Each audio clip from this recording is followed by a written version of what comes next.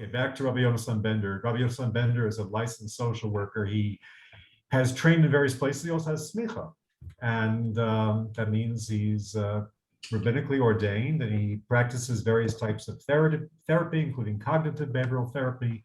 He will discuss various things too. This, of course, is a Torah class, so that will be very much coming to play.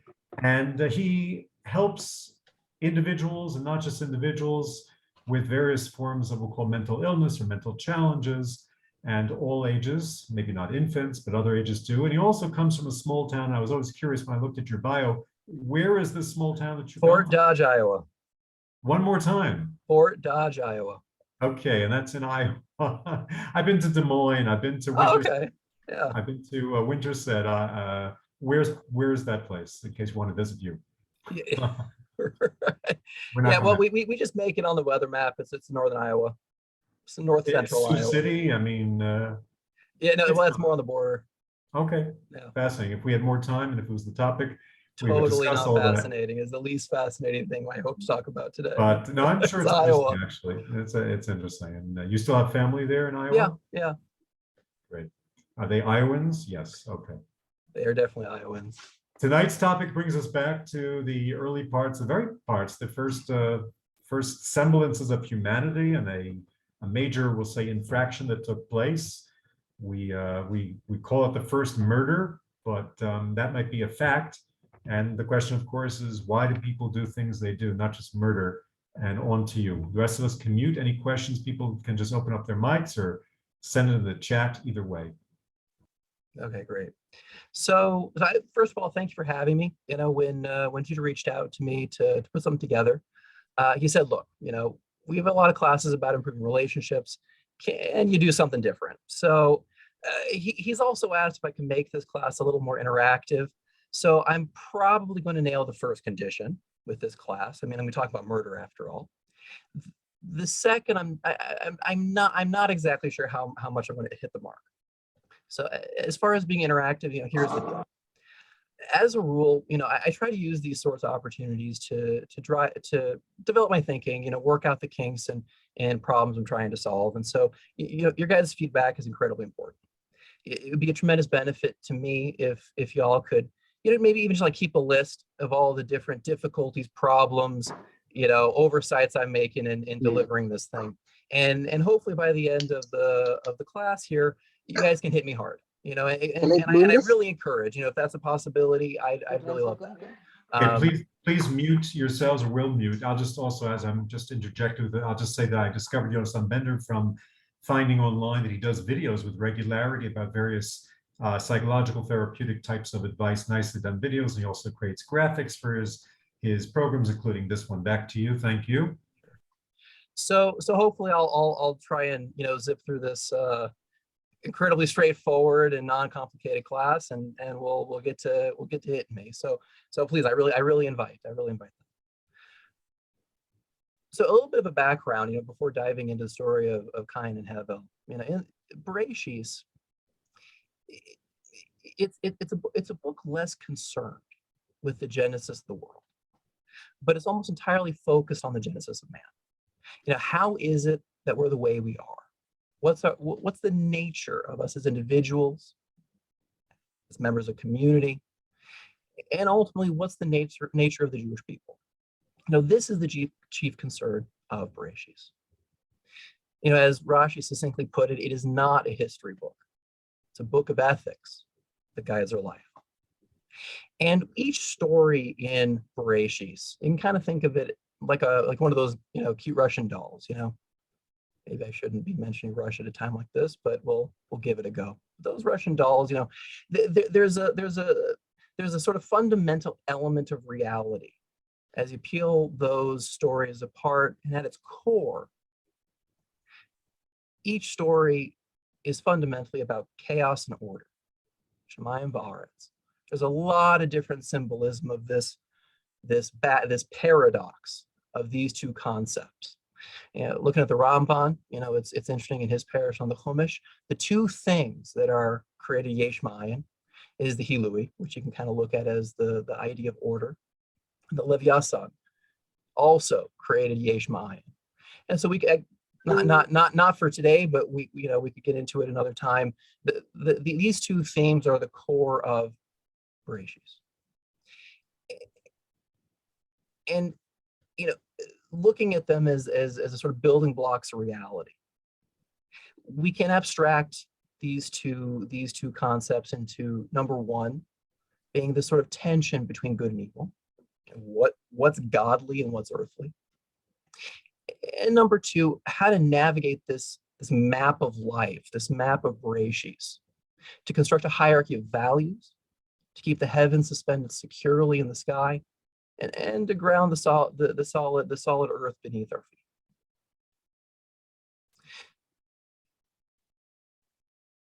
So this narrative creation, understanding symbolically, ethically, is a template by which we can emulate God in the creation of our own personal world.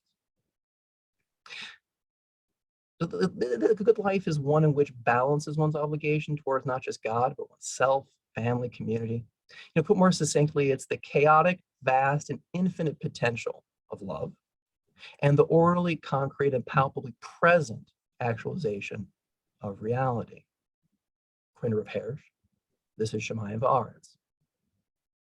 So this class, we're going to be skipping the first two stories of chaos and order. The creation of the universe, the creation of the first man, the first woman, and we're going to focus on the first real people, brothers, and their symbolic representation of order and chaos in the form of narcissism and total self-denial. It's easy to be hard on Cain. I mean, like I said, the guy's a murderer. The guy's doing it his brother. Doesn't get as bad as that. But I am going to be paying special attention to the sin of Hevel. No one likes to hear that the good guy is going to get bashed, and well, I'm kind of going to be bashing the good guy a little bit tonight. But I genuinely can't escape confronting that reality in the text. We're going to ask you a question, Yeah. Youngson, and again, I don't mean to make it long, it's the apologetics. So murder is bad, but we know that in retrospect. And yes, you think even back then, why should one person, his brother, anybody, remove them from the earth? But do you want to just mention something why there would be an assumption back then that this was something that was extremely bad and not just, oh, you made a mistake? That's going to be the crescendo. Oh. That's exactly, yeah. Forgive me. Right. We're dealing with a narcissist. I mean, everything they do is right in the eyes of God. So yeah, we're going to get there 100%. So why am I bashing Hevel a little bit tonight? So I got two texts I have to contend with. Number one, there's Gemara and Baba Basra, Yud Zayin Amud Beis, that gives us a nice little list of all the people who had never sinned in their entire life. We got Binyamin, we got Amram, the father of Moshe, we got Yishai, the father of David, and Kilav, the son of David. Hevel ain't on that list. So he did something. And as far as the narrative is concerned, we don't have much to really grasp at. It's got to be in the text somewhere. Number two, I have to contend with another Gemara Shabbos, Kuf Nun Vav Amud Beis. I'm actually going to mute everybody. I'm going to unmute you because we have people who I'm not able to mute them. Where you can go ahead as a host, just mute everybody and then unmute yourselves. We have background. Sure, I'll track that. All right, mute everybody. So there, the Gemara quotes a pasuk from Mishlei, from Proverbs, that says, "And the righteous are saved from death." Okay, sorry, great. did you mute everybody? There's I believe I did. I got someone else joining. You got people still unmuted, including me. Okay, I'll grab you too. A lot of power muting everybody. Okay. So the Gemara is quoting Mishlei, and the pasuk there says that the righteous are saved from death. The Gemara understands this pasuk as meaning not only from a violent death, but from death itself one is saved. And we have a couple other variants. Ein Yaakov has a variant. The Haggadah Talmud has another variant of this text that just flips the opposite, and not only from death itself, but from a violent death, one saved. Either way, this is not looking good here. I mean, Hevel, we can certainly say, died from a violent death. So I'm gonna have to take on, he must have done something. What I'll argue is that this story demonstrates how both selfishness and selflessness, closed boundaried order, and open vaporous chaos in the extreme, both lead to a loss of life in different ways. And again, presents us with a warning and a challenge to walk the balance between the chaos of Hevel, as vaporous nothingness, and the order of Cain, total self-possessed absorption. With these two competing life philosophies held in tension, I'm going to review 5 aspects of the story to better understand this narrative and how to ultimately use it as a life map in moving forward in our own lives. So number 1, who are Cain and Hevel as symbolic archetypal figures? What do they symbolize? Number 2, the symbolism of their chosen professions and how each engages with the world in a different way. Number 3, the path that each took in giving to Hashem, giving to God a sacrifice, and the 3rd sacrificial path that both failed to do. Number 4, the sins of both Cain and Hevel. I'm going to tease that one out. And number 5, I'm going to try and wrap things up with a brief review of the nature of Hashgacha Pratis and Hashgacha Klalis, the general and specific divine providence, their relationship to free will, and its application in this narrative. So I'm going to be covering a lot of ground tonight. So in opening up and amplifying the story, I'll be going verse by verse, allowing the narrative to present itself. Like we kind of talked here, I'm not only a rabbi, I'm a psychotherapist, and I'm going to try to be bringing a psychological perspective to the narrative as well. One little trigger warning. I'm asking a question. Yeah, sure. Is this something you picked or you became enthused by for a reason, or this is one of many different things within the Torah that you have found to be psychologically Latin? I'm sure everything is. Is there any reason you honed in on this besides having to prepare a class? I thought it would be provocative. That's why I chose it. Just because not many people would think of Hevel as necessarily a bad guy. So I like making trouble. So the text opens up here. And Adam, oh, by the way, the text I'll be using in terms of translation, Rav Hersh's text. I'm kind of partial to him just because I like how the treatment of the text. He's come from this serious addressing of the words in a very particular way. So I like him a lot. So Adam had known Chava, his wife. She conceived and bare Cain, and she said, "I have acquired a man with God." Okay, great. The symbolism of names in the Torah is extremely important. Every name in the Chumash has symbolic meaning. The symbolism of Cain's, it's no different here. Rav Hersh outlines the symbolism as being acquisition, strength, power, a certain energy, a possession of things, to own and to be owned. His name is exemplifying this idea of clear boundaries of property and ownership. Now zeroing in on Chava's statement here, her declaration, the Chazal proposed 2 different interpretations. What is she referring to here? Number 1 is she's saying, "I've acquired a husband with God." Okay, great. So through the act of having a child, Chava now owns her husband. Thus, the child is a means to an end in securing her husband. This is an objectification of the child for her own personal goals, not exactly flattering.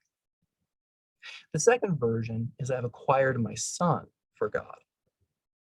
Now, Rav Hersh points out that in either interpretation you take, instead of expressing the archetypal compassion of the good mother figure, she expressed an objectification of her child or husband serving her. There is an inflated sense of ego. Through the godly act procreation, the child is mine.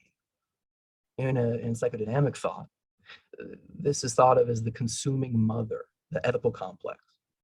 And this pops up in all sorts of different cultures symbolically. Whether it's the Indian deity of Kali who gives birth to her children and then cannibalizes them, or from a European context, the story of Hansel and Gretel. It's the mother who will give her children absolutely everything. With one catch: you have my unlimited love and support. but don't you dare grow up and leave me. It's control of a person. In such families, this ego inflation is often passed down. Nature, nurture, we can get into that. But here, it was certainly imparted to Cain. Now, Rev Harris unflatteringly in his commentary here, he's associating the idea of ego as self-esteem, and I think anecdotally, in his time period, I think self-esteem had a more negative connotation than the one we have now. But I would say that the concept of ego that he's probably referring to is something more akin to narcissism that we would recognize. A more darker edge. So what's narcissism exactly? So I'll be drawing from the work of the Jungian analyst and psychiatrist, Dr. Stephen Busser. He conceptualizes mental health on a continuum. On this spectrum, we have, on one side, we have a neurotic type, and that'll be Havel, and we'll be playing with him here in a moment.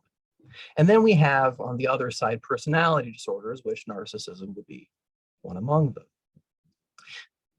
The narcissist kind of sum up. Just define neurotic type, if you would. Yeah, I'm going to. When I hit Havel, we're gonna, yeah. So the narcissist personality type here, if we were to boil it down to a motto, it's the battle cry, don't you know who I am? It's a hubris. There's an external locus of control. Every blame is outside me, having nothing to do with me on the inside. Now, while there is this inner sense of the individual as being rigid and flexible, again, this theme of orderliness, of how they see themselves, unchangingly perfect, God's gift to the planet Earth. The outcome of their actions is paradoxically quite chaotic. Destroyed relationships, unstable employment, loneliness, all the punishments of Cain that we see at the end of the story. Classic symptoms of a narcissistic personality type: this sort of grandiosity and need for admiration, lack of empathy, sort of this interpersonally exploitive, this fantasies of unlimited power and success. Seeing oneself as the special one, and you're so great you only associate with people who are almost as good as you. Envy and arrogance, that's the narcissist. The verse continues, she bare again his brother Hevel. The symbolism of Hevel's name here is whether we take Rav Hirsch's interpretation, this blocked existence, or take the Ramban, this idea of vapor, this sort of, there isn't substance to this person. There's a nothingness. Either way, or interpretation 1 or 2, there's a sense of nothingness, a lack of self. So getting back to Judy, your question here, the neurotic type, jumping back to Busser's work, the neurotic type, if we're going to say, okay, fine, the narcissist battle cry is, don't you know who I am? The neurotics, he has a desperate question. I don't know if I'll be okay. Do you know? They live in a constant state of self-critical anxiety that a stable sense of self just simply cannot develop. It's too chaotic. They constantly reach out to others for reassurance, attempting to fill this bottomless pit of self-doubt, this fear of not being good enough. Their internal world, while it's truly chaotic, and their internal locus of control is this internalized blame, here too, paradoxically, the result of this personal dilemma is that they're exerting a high level of over-control on themselves. There is this unrelenting and unforgiving demand for extreme competence and perfection. So you see in this problem, classic symptoms would be this sort of excessively agreeable, a sort of self-denyingness, perfectionism, highly nurturing towards others, while so uncomfortable with nurturing to themselves. This bubbling, this cooking of excessive guilt. So Hevel became a shepherd, but Cain was a tiller of the ground. Each brother's profession is important in their development as people. Both brothers focus their efforts on their strengths, and that's what you should do. Cain, the narcissist, doesn't bother himself with other living creatures. He decides to become a master of chaff. There's no relationship in agricultural work. I should know him from Iowa. Instead, he makes himself a master of dirt. Within our cultural context, we see dirt very differently than people of the past. You know, dirt symbolically, it's this magical substance that all life just springs out of. It's power, essentially. So for Cain, he chooses to harness the most powerful tool in the world, paying no attention to relationship or developing a concept of otherness. So there's also grandiosity in the choice of his profession. You know, despite the dirt being cursed, I'll beat it. Farm work's also quite lonely. So it's providing him a lot of time for self-reflection. For a narcissist, that cultivates a deeper sense of self-centeredness, the self-interest. You know, we see in other contexts that, you know, the theme of agriculture is not being so positive. You know, the other classic example would be the Egyptians, the Mitzrayim. You know, they were farmers, and you know, the Jewish people going down there, they very much refused to take up that profession. They decided to go the shepherd route. Rav Hirsch notes that, again, with this intense loneliness, this isolating profession, it's and dealing with such a potent, powerful substance as dirt, you know, one forgets that God's the one calling the shots. It's easy to believe that only the individual is truly doing anything.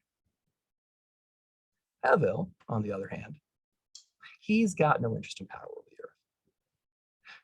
Total possession of things, the sort of self-centered reflection, that's just not his bag. He becomes a herder. The chief concern of a shepherd is this constant selfless giving. One denies himself sleep, keeps a watchful eye guarding against the dangers that threaten the flock. Sometimes they even have to protect those sheep with their life against the lions that want to pick off a tasty treat here. The shepherd has to be personally on guard against one's own self-indulgent distraction, their own thoughts, their own feelings. All that's irrelevant. Keep the sheep safe. So this constant direction of the herd and keeping it together, demanding this focus of solely on the other, solely on the environment. On top of the fact that the sheep are just this dynamic, moving group. You know, sheep by nature are very playful. They're lively. They're full of character. And each sheep needs the self-sacrificing and selfless eye of the shepherd. Classic examples, you know, Yaakov springs to mind. Also, all of the Avos, in fact. I mean, from Abraham to Moshe. There's a lot to say for that life, the cultivation of nurturing and love and care towards the other. So what could be wrong with that picture? You know, hardworking, industrious, other-focused, self-sacrificing. That's great. You know, these are traits that every human civilization has praised. Yeah, even one step further, in terms of predicting success in one's life, it comes in a close second as a predictor of success in life. Stays close away from IQ.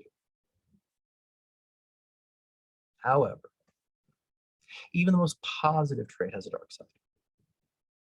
To the extreme, the idea of being as important as vapor ultimately destroys a person.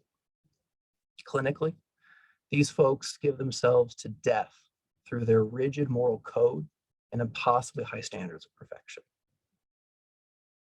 Cain and Abel play to their strengths in their work. And as a consequence, each one's unique personality becomes magnified. Self-possessed manipulation of things, again, order for Cain, and this selfless compassion of nurturing others, chaos for Cain. Now, well, I don't think it's a bad survival strategy. You know, you got to play to your strengths, but it's not exactly the most ideal strategy to thrive. the two of these brothers, they move farther away from each other. Instead of helping one another in each's blind spot, they abandon each other to their mutual pain. This family alienation is played out in the narrative sacrificial aspect. And after a time, it came to pass that Cain brought of the fruit of the ground an offering to God, and Abel he also brought from the choice firstlings of his flock. God turned unto Abel and to his offering, but unto Cain and his offering he did not give a moment. Or Parrish has a little play on that at the end of the part. Usually the translation is he didn't turn or pay attention to the offering, but it's he gave a shah. He didn't give a moment to it. So what's the meaning of sacrifice? Rav Parrish asserts it's not the object necessarily that's important in the giving of a korban. Rather, it's the personality expressed in it. So, another way of looking at it is it's almost like a drama being acted out. Each korban has its unique drama.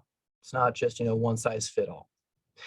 And I really would say an in-depth discussion of this. I think Rav Parrish does a beautiful job of playing all that out. So that's a class in itself. But here's my hypothesis. Both brothers, they sinned. They sinned in giving their korban, but in different ways. And it was the imbalance in each of the brothers' character which led to those sins. So if true, ironically, seeing Hashem intervene with Cain and not Abel in dialogue, one wonders even if it was possible to save Abel from his personal demons. God doesn't bother to speak to him. Clinically, the treatment of narcissists and over-controlled clients is difficult. However, you can kind of reason with the narcissist. You can kind of say, hey man, okay, you got what you want. It's not working out for you. You can keep banging your head against that wall all you want.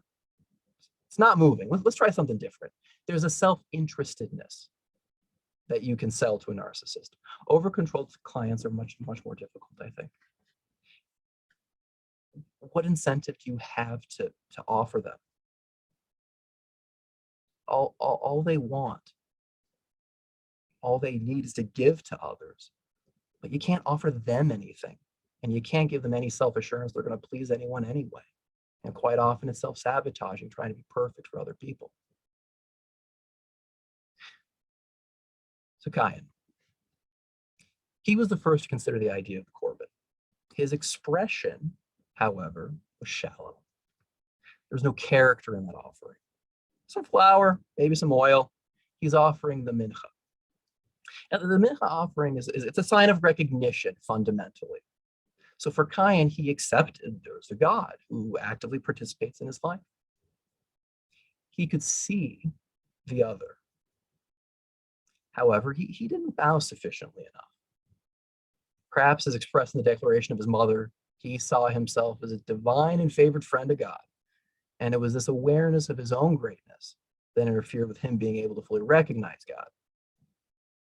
There's a certain tit for tatness, this sort of reciprocal business-like feel to the offering. You give me grain, I'll give you grain. Rav Parrish also suggests that the giving of Cain's korban was also motivated at some level of fear. Another hallmark motivator of a narcissist. He's moved to act for himself, and fear is one of the most potent self-interested emotions. Yet this act was good enough for God to speak directly with him. From this angle, we can better see that too much is played up with Abel's sacrifice being divinely accepted. Both brothers, as a consequence of their sacrifice, had a divine encounter with God. But for Cain, it was transformative. There was a breakthrough. It warranted God to speak with him. Cain recognized someone else outside of it. For further comparing it to Abel's offering, Cain's offering shows him moving someone outside of himself. The narcissist recognizes no one, yet it's the korban of recognition that he attempts to offer. So, okay, yeah, it's grain, it's lame. I mean, who wants that? Sure, fine. I get that, but I wonder if perhaps his offering was more. I don't know. What springs to mind is the story of of Buddha's lotus lecture. Buddha has all of his disciples sitting in front of him. He pulls out the lotus flower, says nothing, just lets them see. One student got it. There's a sublime gentleness. There's a recognition of greatness in the smallest things. So there's something to Cain's offering, a breakthrough that Hevel didn't necessarily have in his. Hevel, he gives the personality to Corbin. There's a drama there. Without seeing himself as being owed anything, the best is given, and he gives life itself. There's a unique empathy in watching the death of another creature. And it strangles your heart to watch. And all the more so animals that are so expressive as sheep. Like I said, those guys are playful. Each one, they really do have a unique personality. So for Hevel, he was striving for this ultimate expression of subservience that he would give to Hashem, not grain, but a living, breathing being. And in so doing, sacrificing not only that creature's life, but the relationship he had with it as well. There's an experience here of being personally given to God, that he himself is the Corbin. Now, seeing the animal, it pulls out this in its shoes empathy. So while Cain offers the mincha, Hevel's bringing the sobering and hard-hitting drama of the Ola offering, a life that's entirely burned away. Just more of the same for Hevel. Now, there's two important words that stick out in this particular verse that hint at a deeper problem, a deeper sin that the two brothers tripped up with. And he also, Vagamhu, he also brought from the choice firstlings of his flock. Hevel didn't feel like he was represented in Cain's offering, and he decided to give his own. Here's where Cain and Hevel's sin are fully manifest, and the break between the two brothers is complete. They couldn't come together and offer the most ideal Corbin of all, a communal sacrifice, each one for himself, a divided family. Now, listen, okay, you can say, well, come on, Jonathan. I mean, it's possible it could be, Cain, like, hey, Cain's a narcissist. Hevel doesn't want to join in on that party. Fair enough, but I don't think it's likely. I think it would be even more aligned with a narcissist to just revel in the idea of wanting to have others join in his Corbin. He'd want to do as much as he can to bring people in, that grandiosity characteristic that narcissists have. I think it's more likely that the break between the two brothers is executed by Hevel. No pun, actually pun intended. In his own self-denial, he shrinks away from any involvement with Cain. It isn't enough to participate in others' offering. It's not good enough. It's not perfect enough. It's just not enough. There's no communal possibility in this sort of person.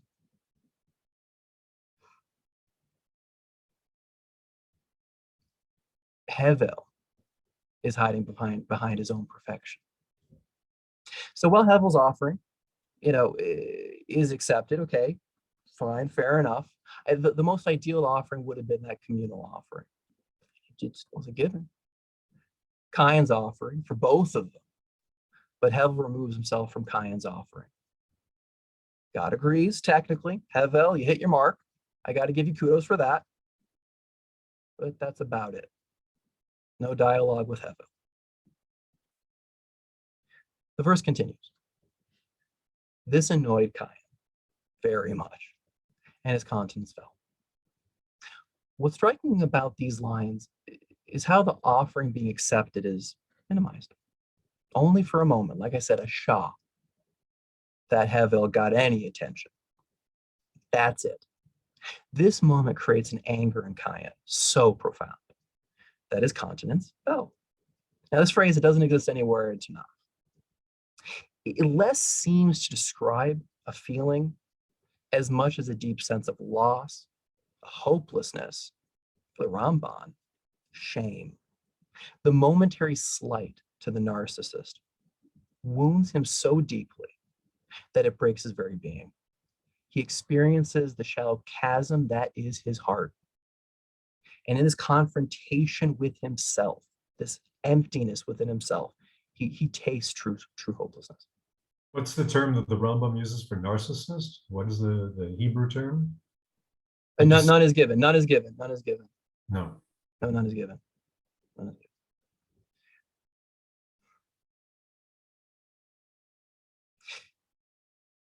That's a feeling that's going to inspire murder. You've broken me. One's personality, no matter how bad that personality is, it's the bedrock of a person's ability to exist in life. Personality, fundamentally one's identity. It's a map to understanding where to go, what to do, how to be. The most battered individual, the last thing any therapist should be doing is trying to rip their identity away from them. It's not a in and out sort of thing. Over time, people have to grow, people have to change, but you have to tread carefully because that's what breaks people, no matter how scary that identity, that personality might be. It leads to murder. And God said unto Cain, why are you annoyed? Why is your countenance fallen? See if you're going to use your privilege for good or not for good, for that sin rests before the door. Its strong desire is unto you, that you should master it. Why is what Hashem is asking. Why can be taken as Hashem encouraging Cain to maintain a clear frame of mind without falling into anger or hopelessness? Anger is fun. It trashes a person's intelligence. You can count any time that you're upset, you can count that your IQ drops about 20 points. So if you're a genius, you're a man of average intelligence. If you're someone with average intelligence, well, you're not doing so hot there. I think that the US Army won't accept people with an IQ of 80. They're just not trainable. Anger trashes the ability to reason. It reinforces one's ideologies as opposed to opening up to new ways of thinking. In a certain sense, anger implies that a person's most deep sense of the world's threatened. The thing that gives their life meanings on the line, survival instincts through anger, set in through biological mechanisms, enables the individual to fight back, to survive. That hopelessness. What's the opposite of anger? Is it satisfaction? What would be an opposite of anger in your estimation? I have no idea. Okay, fair. I hesitate with opposites in general, even though I like playing with dialectics. It's a good, well, and also because anger is pretty good. Also, as a blanket statement, it motivates survival. That's handy. Anger is handy. You told us it drops the Oh, it definitely does. The IQ, the decision making. It simplifies your experience of the world so you can act quickly.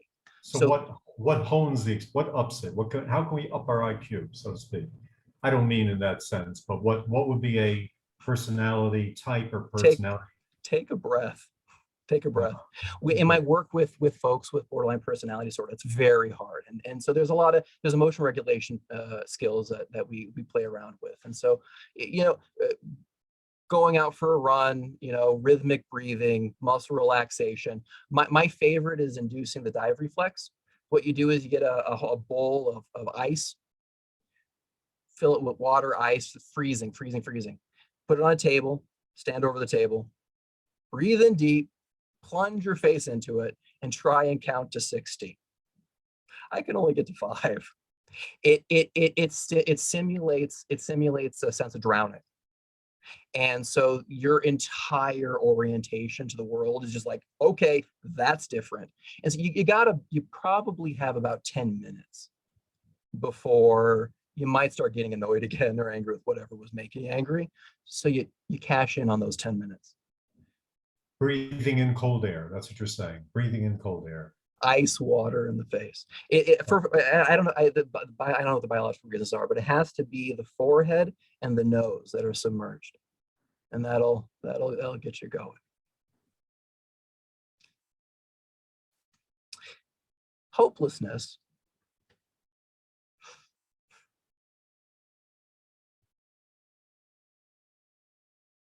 Hopeless. Well, even as I'm hesitating with playing the game of opposites, I think we say hopelessness is the opposite of the survival instinct. Okay, a little bit of an opposite of anger, perhaps a little bit. In its most potent form, it's what the psychoanalysts refer to as the death instinct. There's no reason to push on. It's all lost. So Cain's state of mind is a paradox here. And that paradox can either be set down, so to speak, as Hashem suggesting, hey, why go down that road? Or keep holding the anger, hold the tension. The person's only going to crack. And unfortunately, Cain does the latter. As far as the rest of the verse, just kind of breaking it apart a little bit line by line, because it's a funny pasuk. It's one of the hardest to read in the Chumash, I think, by my estimation. So, use your privilege for good or not for good. I think that's just a reference to free will. Privilege is free will. For that sin rests before the door. So sin, according to the Rambam, the idea of sin is like an inherent deficiency of all of being. It's baked into reality, so to speak. Reality isn't God. God's perfect. Only God is perfect. Reality ain't perfect. So you're going to have deficiency. So reality is axiomatically imperfect, and it rests between the boundaries of life. The sin rests between the boundaries of life, so to speak, in the door, both in our personal and public life. We can't escape it. It's everywhere. It's at every crossroads.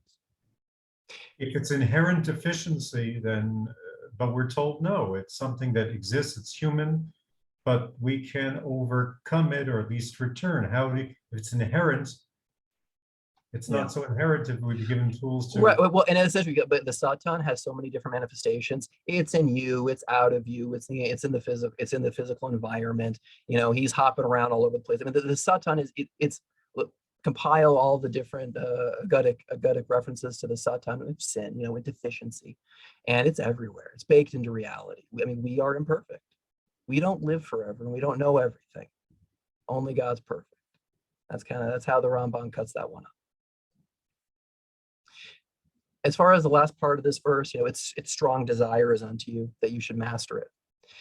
Rav Hirsch takes a very optimistic. I like his interpretation of that section of the pasuk. He takes a very positive view of things.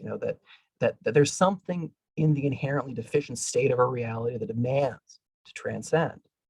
Sin wants to see itself vanish. It wants to be mastered. So even though it's everywhere, it doesn't want to be everywhere.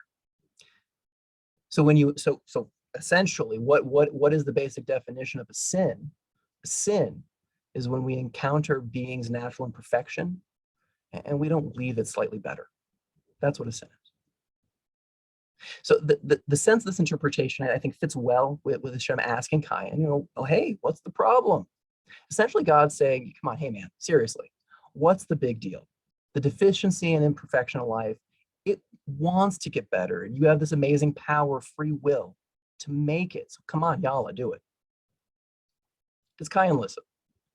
There's an interesting debate amongst psychotherapists. Do you actually give advice to clients? The psychoanalysts say, no, you're depriving people of being able to discover truth. And when you discover truth, it's more profound. Behaviorists, CBT guys, they're like, no, like give people advice, give people skills. It's great. Give people, someone asks for your advice, give it. I like Arnold Lazarus was one of the first behaviorists. He had a fun little joke. He said in the debate, well, why not offer advice? It's not like anyone's going to take it anyway. And that's what Cain does. He doesn't take God's advice. Cain told this to his brother, Hevel, and it came to pass while they were in the field that Cain rose up against his brother and slew him. Did Cain ignore God? I don't think so. And Judah, this is to your question earlier, in a twisted way, though through this ideological possession of a narcissist, it seems Cain's applying God's advice, but in the wrong way. This deficiency of reality isn't what he did. It's Hevel himself. What's lacking in reality is Cain sees it, his brother. He ain't a good guy. He refused to join him in the communal korban. The most ideal way of worshiping God. It's Hevel who betrayed God. And the rejection a narcissist feels is so profound, clouding how they see the world. If you throw in a little religious conviction in the mix, Cain sees his brother as having damaged humanity's fundamental relationship with God irrevocably. He's a traitor. Something akin to, I think, maybe the concept of, the one who entices others to worship idols. Punishment's death. No compassion. That's how Cain sees his brother. Then God said to Cain, "Where's Abel, your brother?" And he said, "I don't know. Am I my brother's keeper?" I think once again, read Cain as not being sarcastic.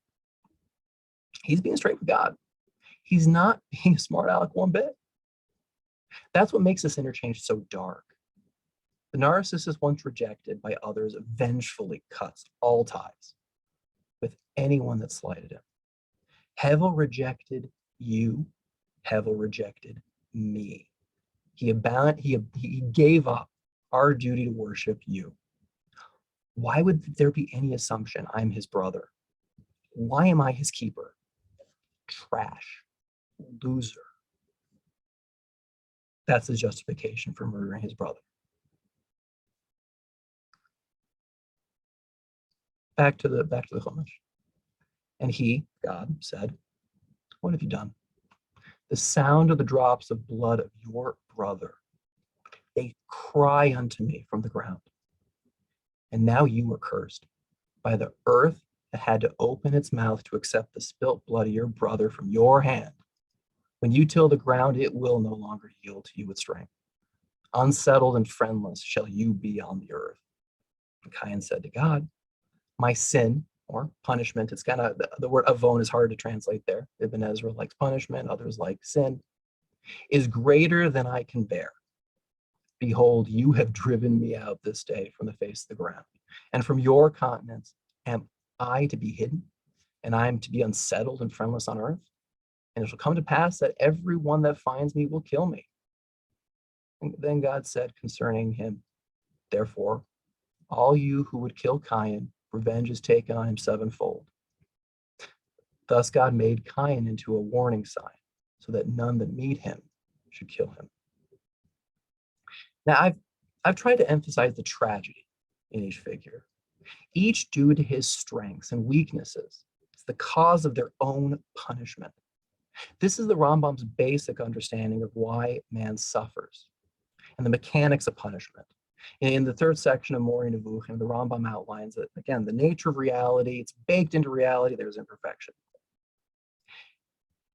And that imperfection is synonymous with sin, deficit, lack of God. So given life is imperfect and fragile, we're harmable. So how is one harmed? Asked the Rambam. Well, there is suffering, like I said, it's in reality. Sometimes we suffer, and that's not good. But the Rambam argues that the most common reason for suffering is by one's own hand. Through personal ignorance, hubris, we harm ourselves. More than that, the Rambam argues we often are simply unable to see past ourselves to notice that we're the ones who are hurting ourselves. The Rambam adds that the more ignorant, for lack of a better term, one is the more one is distant from God. There's an awareness link, ignorance link, God deficit. And that this brings us to the idea of hashgacha pratis and hashgacha klos, and their interplay with free will. Because for the Rambam, the vast majority of the Rishonim, and as well, most Rishonim, Achronim, Vilna Gaon would kind of disagree here, but there are a couple outliers, but the standard consensus is that there's two levels of divine presence, and both operate based on a merit system. Hashgacha klos, general providence, it's cause and effect. It's this low-level encounter with God. The vast majority of the world operates on this level. It's natural law. It's this rigid order. But there's one creature that has the potential to stand outside of that, and that's man. that through man's attempt to perfect himself, he can create a personal relationship with God. The more merits a person accumulates, the closer this relationship is. One stands out of predictability, order, going back to order and chaos, and is given a unique, unpredictable, chaotic relationship with Hashem. So for the Rambam, Hashgacha Pratis exists on a continuum. And check out Rav Yitzchak Shilat's, I love this book. It's a Bein HaKuzri LaRambam, comparing those two figures and their philosophical positions. He makes very clear, the Rambam is quite happy to say most people are living in Hashgacha Klolis land, most of the time. So looking at these two levels of reality, I think a fair metaphor would be something along the lines of statistics and how they play out with populations. There's an average. There's a most people are X, but then there are outliers.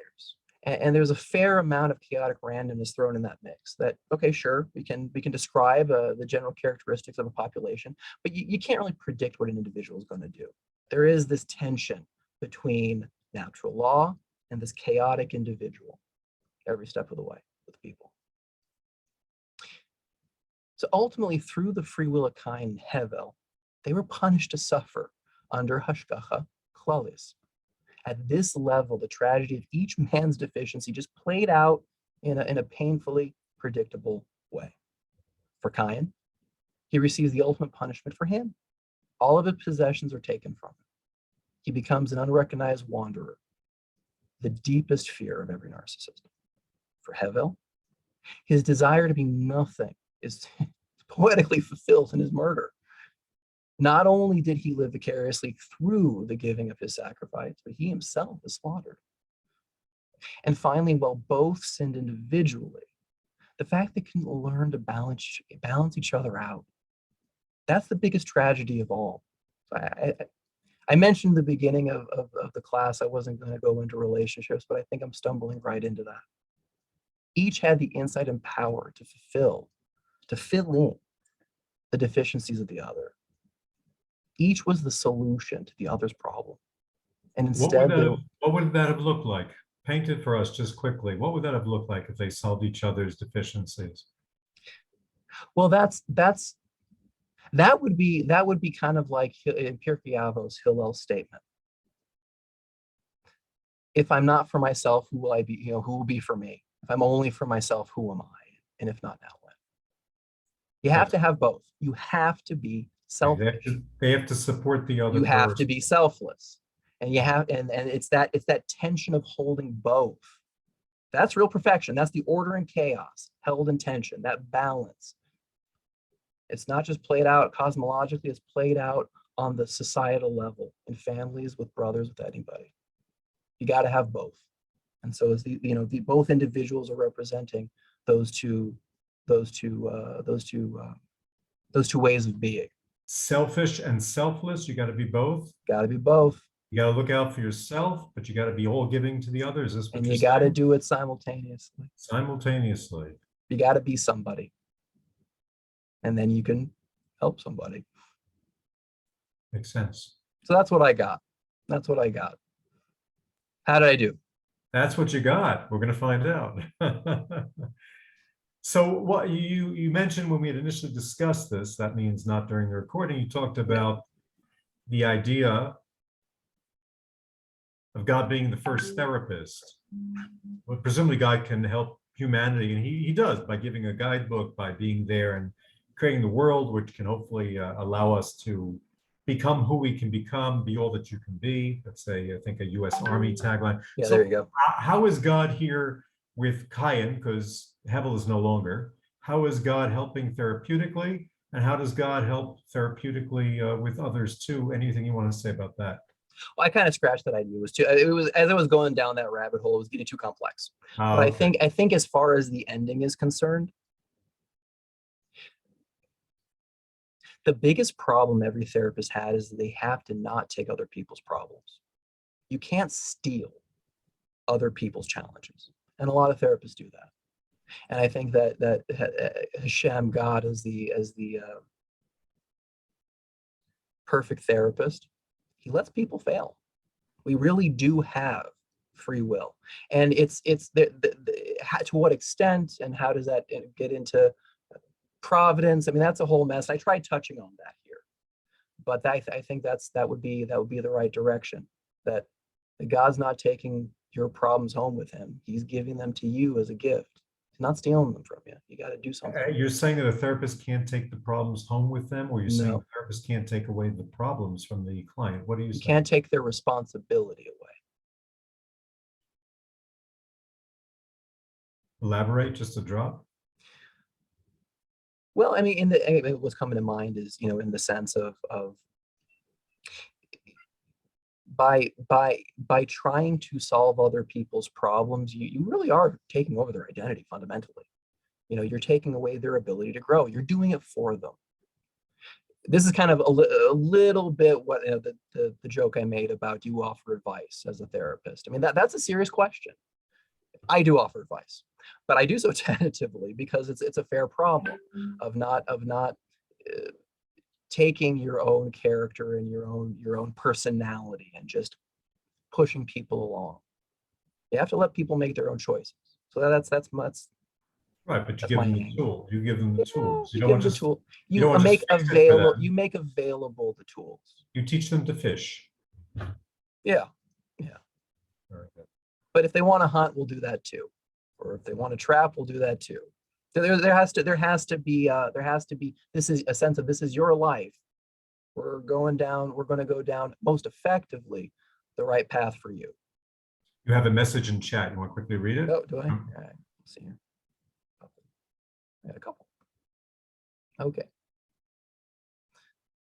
Okay. Define objectification. Oh, no. That was earlier. Yeah, okay, it was earlier. I feel you captured the essence of the message when you brought in Pirkei Avos. That really speaks to the balance required in how one holds oneself. Want to just repeat the Pirkei Avos then? Yeah. That if I'm not for myself, who will be for me? But if I'm only for myself, who am I? And if not now, when? Amazing. That balance enables action. That's if not now, when? Act. How do you act? Holding that tension, holding that balance. Now, obviously, Cain and Abel, there were other people around, but not too many. So it's things become more concentrated. You don't have the balance of other personalities out there, other calming factors, or even exasperating factors. I don't know how many people were existent then. Yeah. There were others. Well, you have to have, and stories have to be isolated. These narratives to be useful, you have to kind of, like a good scientist, you have to get out as many variables as you can to get to the cause and effect relationship. Or not considering not that you're going to talk about it now, Yonasan, but what's another, who are just name some other personalities that you think about. We're not discussing now, but just are there other personalities, and what is at play? Just in again, a couple of sentences. Biblical. What do you mean? What direction you want me to go? Or any other personalities that you find that there's a certain dynamic there that you could theoretically talk about it in a future time. Just curious. Oh, every single one of them. Every single one. Huh? Every single one of them. Every single one of them. Every single personality. I mean, these stories last for a reason. I mean, they're pretty good. They're pretty fundamental. I hear. All right. So thank you to Rabbi Yonasan Bender for joining us.